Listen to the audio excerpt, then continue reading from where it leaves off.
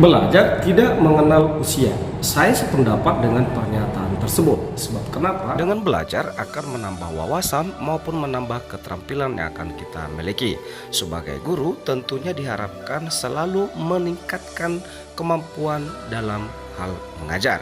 Misalnya lebih kreatif lagi untuk mengkaji berbagai bentuk metode ataupun media pembelajaran yang menarik untuk generasi milenial ataupun generasi 4.0 saat ini. Seorang guru yang penuh inovatif akan mampu mengarahkan ataupun menyampaikan tujuan pembelajaran yang ditetapkan, dan tentunya pembelajaran yang tercipta di dalam kelas menyenangkan. Saya Leontius Manungkalit, mahasiswa PPG 2022, akan menerapkan proses pembelajaran inovatif untuk aksi 2 pertemuan kedua. Selamat menyaksikan. Selamat pagi anak-anak. Apa kabar hari ini? Sehat semua ya? Puji Tuhan ya, Bapak juga dalam keadaan sehat dan Bapak sangat senang, bersemangat untuk masuk di kelas kita hari ini untuk melanjutkan pembelajaran kita. Ya, sebelum kita lanjut pembelajaran kita terlebih dahulu berdoa yang Bapak minta dipandu oleh Deslia. Silakan Deslia. Teman-teman, sebelum kita memulai pelajaran kita, ada baiknya kita berdoa terlebih dahulu. Dengan Bapak dan Bapak yang terkasih, Bapak yang kami sembah, Tuhan tidak sepanjang segala masa ini. Dalam Bapak terus. Terima kasih Deslia. Berikutnya juga Bapak ingatkan lagi bahwasanya kita sebagai generasi bangsa sudah layak dan bersyukur kita harus menjunjung tinggi negara kita dengan cara mencintai yang namanya lagu daerah ataupun lagu daerah kita masing-masing. Hari ini kita akan menyanyikan salah satu lagu wajib nasional yang akan dipandu oleh Sasya. Silakan Sasya.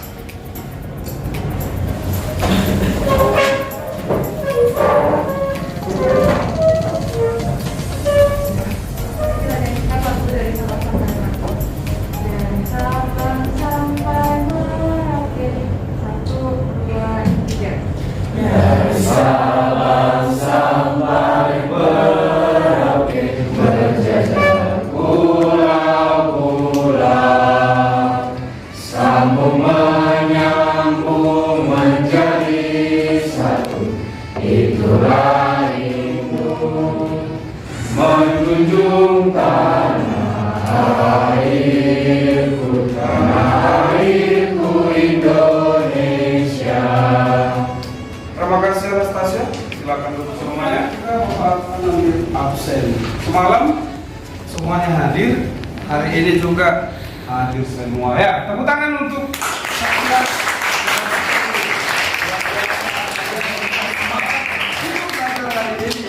mungkin karena biologi, betul ya? Salam biologi. Biologi menyenangkan. Biologi mengasihkan.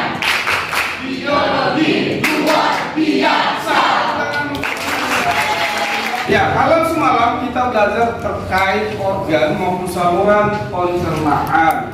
Ya, ada yang masih ingat yang materi sedikit tentang saluran organ semalam? Ada? Ayo, ada? Ada yang ingat? Organ pencernaan, oke. Evander, silakan. Jadi semalam kita belajar tentang proses pencernaan, dan proses pencernaan itu terbagi 3. Yang pertama ada proses pencernaan mekanik, yaitu proses pencernaan yang mengubah bagian makanan menjadi lebih halus. Jadi pencernaan makanan mekanik ini terjadi secara sadar kita karena itu terjadi di bagian mulut dan dibantu oleh gigi dan lidah. Poli yang berperan sebagai pembusukan dari bagian akhir pencernaan. Luar biasa, beri tepuk tangan.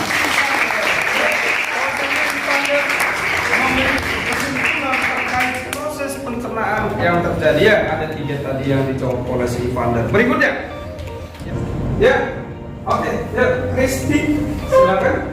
Jadi ada perbedaan pada susunan gigi anak kecil dan pada susunan gigi orang dewasa. Pada susunan gigi anak itu masih 20 karena belum terdapat di graf belakang, sedangkan pada susunan gigi orang dewasa jumlahnya 30. Betul, beri tepuk tangan.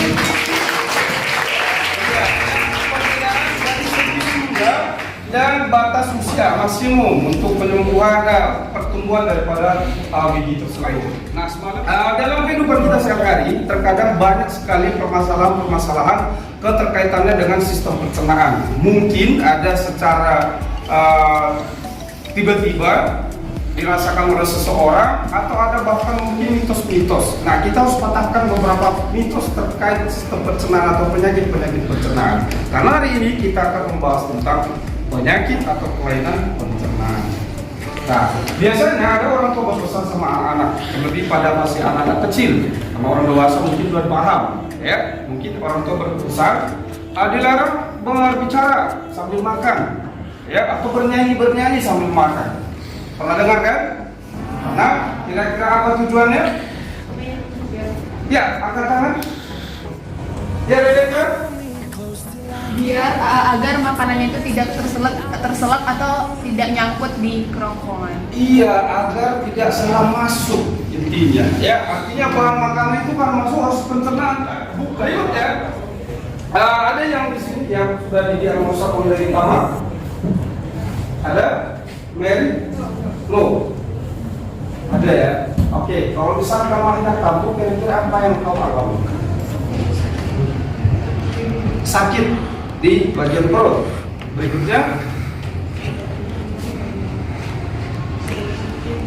ada pusing, ada mual. Nah, itu yang dirasakan ditambah. Jadi dianjurkan supaya makan itu teratur. Ya. Nah, setiap itu ada beberapa banyak kejadian atau permasalahan di lapangan sana. Nah, tadi kita sudah paham bahwasanya saluran pencernaan itu harus tepat guna dengan mengunyah makanan sekitar minimal 30 kali. Ya. Sebelum kita tampilkan video, pertama mengenai tujuan pembelajaran. Nah, di keterkaitan tugas kalian yang semalam itu kan ada rekonstruksi, mengulang kembali setiap fungsi-fungsi dari organ. Nah, di sini nanti anak didik itu bisa memahami spesifik apa kelainan. Misalkan di mulut, apa saja penyakit di mulut.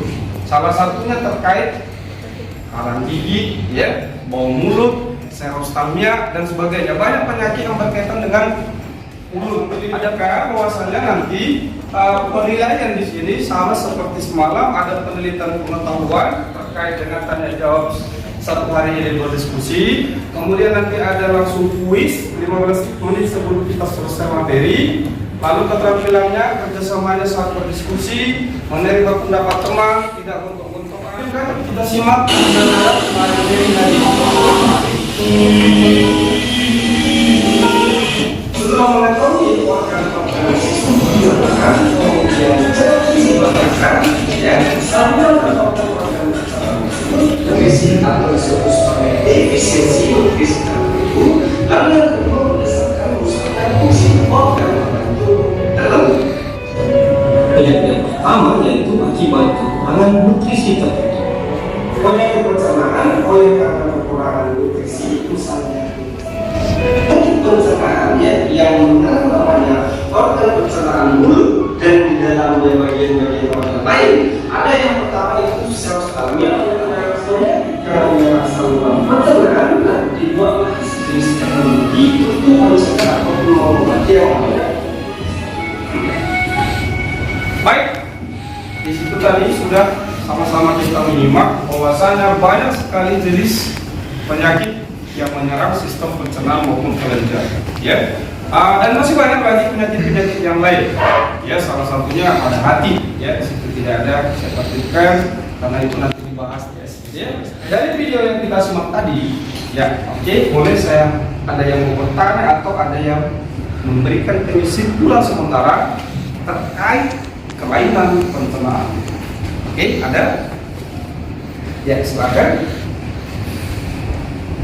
Jadi terjadi dalam pencernaan makanan yang diakibatkan oleh kekurangan nutrisi dan adanya infeksi dalam organ pencernaan.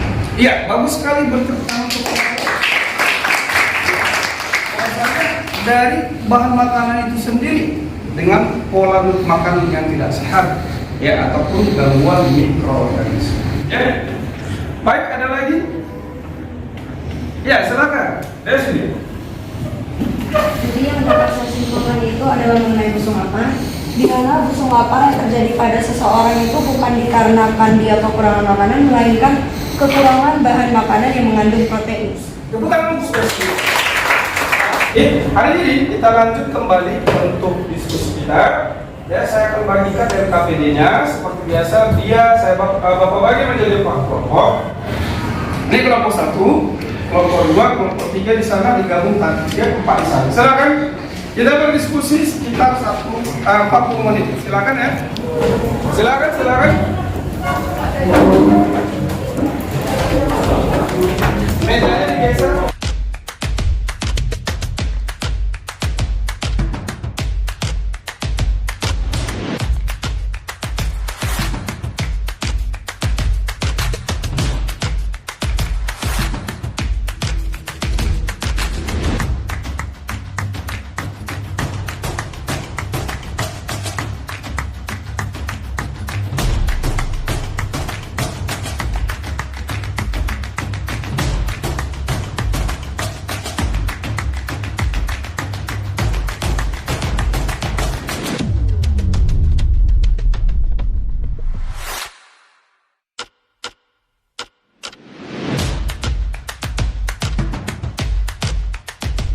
Di buku cetaknya boleh dilihat yang mana dia bakteri apa spesifiknya, kemudian protozoa. Masih ingat kalian protozoa? Materi kelas 10 masih ya? Yaitu protista mirip hewan. Yang pertama ada kelas Trichopoda, yaitu contohnya nanti untuk amuba. Ya, ada amuba histolytica, itu yang menyebabkan disentri. Adalah metafisik dari kami membuat kelainan pada sistem pencernaan. Kelainan pada sistem pencernaan ini kami bagi menjadi 3 kelompok. Yang pertama itu akibat kekurangan nutrisi, terdiri dari stomatis, konstipasi, dan malnutrisi. Itu dari kelompok 1, boleh kelompok lain menanggapi atau baris anggaran? Ayo. Kelompok 2 kasih pertanyaan.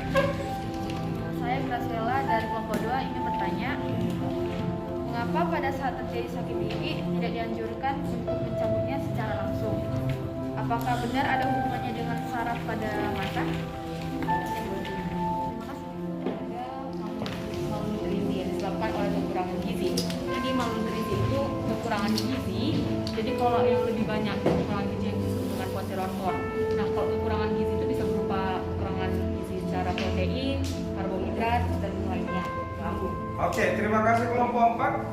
Baik, kelompok yang lain agar teman-teman kita itu tetap sehat. Ayo, kelompok 4. Saya Rebecca ingin menjawab. Nah, adapun supaya pencernaannya kita, progres pencernaan makanan kita itu bagus, yang pertama kita harus rutin berolahraga, terus makan makanan yang kaya akan serat. Sebelum begitu lapar dan berhentilah sebelum kenyang. Jangan tergiur dengan bentuk ukuran tekstur makanan yang kontras, merah-merah, atau kilat, manis itu. Hati-hati. Apakah boleh dibuat? Bukan tersebut. Oke.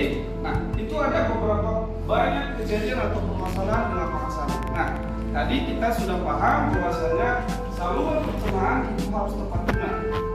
Dengan mengunyah makanan sekitar minimal 30 kali supaya ditelan. Kita sama-sama menyimpulkan bahwasanya gangguan pencernaan itu karena akibat 1. Kekurangan nutrisi tertentu ya atau defisiensi oleh karena akibat defisiensi mikroba. Jadi ya, baik anak-anak, sekarang kalian di WA-nya Bapak sudah kirim soal, silakan dikerjakan untuk ujian ataupun kuis hari ini. Silakan. Itu buku yang lain kita kuis 10 menit. Kelompok 4. Iya, silakan ya, semua dapat ya. Iya, silakan dijawab 10 menit.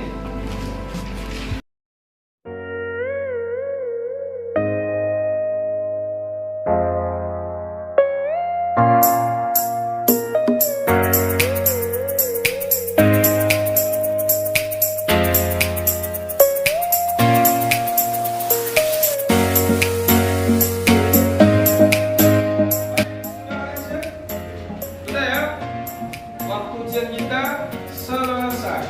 Satu kelompok yang mengumpulkan hanya satu orang saja. Ya, hitungan kelima. Satu orang saja. Dua, tiga. Dan Bapak umumkan untuk pemenang atau kelompok terbaik diskusi hari ini, kelompok apa? Kelompok kedua, kelompok tiga.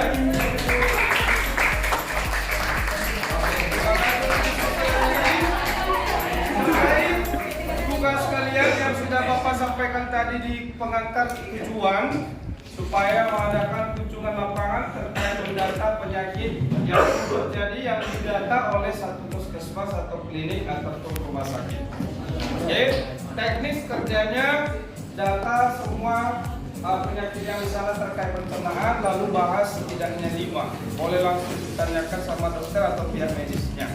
Ya, jika ada yang tidak paham atau kurang paham, nanti boleh dicek Bapak di chat ya, bagaimana teksnya. Terima kasih hari ini untuk menutup kegiatan kita. Salam biologi. Salam biologi. Biologi.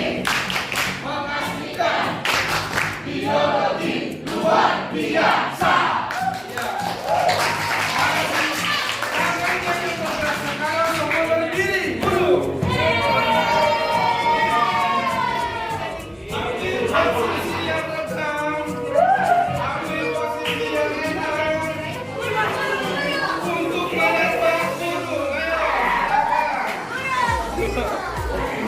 Iya, posisi yang enak.